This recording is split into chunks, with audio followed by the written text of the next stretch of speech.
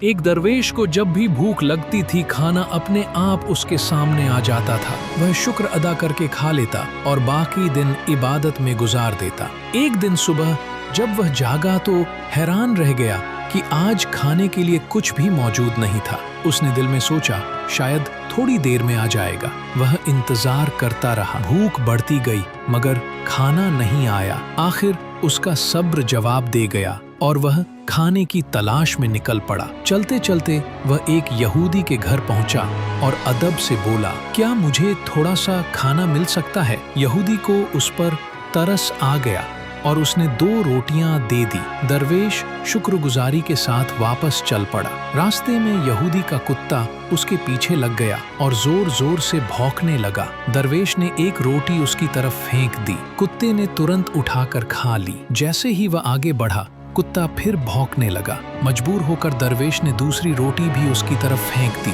कुत्ते ने वह भी खा ली लेकिन फिर भी पीछे आकर भौंकने लगा। गुस्से में दरवेश बोला, ऐ बेशर्म कुत्ते, तेरे मालिक के घर से मुझे 2 रोटियां मिली थीं, मैंने दोनों तुझे दे दी, फिर भी तू मुझ पर भौंक रहा है। यह सुनते ही कुत्ता बोल उठा, बेशर्म मैं नहीं तुम हो। मैं 2 दिन से भूखा हूँ। मेरा मालिक कभी समय पर खाना नहीं देता, फिर भी मैं उसका दरवाजा छोड़कर किसी दूसरे के दरवाजे पर नहीं जाता। और तू कैसा अपने मालिक का वफादार है कि तुम्हें सिर्फ एक दिन खाना ना मिला तो फौरन दूसरे के दरवाजे पर मांगने जा पहुंचे। यह सुनकर दरवेश का दिल कांप उठा। जब वह अपने ठिकाने पर वापस लौटा तो उसका खाना उसके सामने रखा था।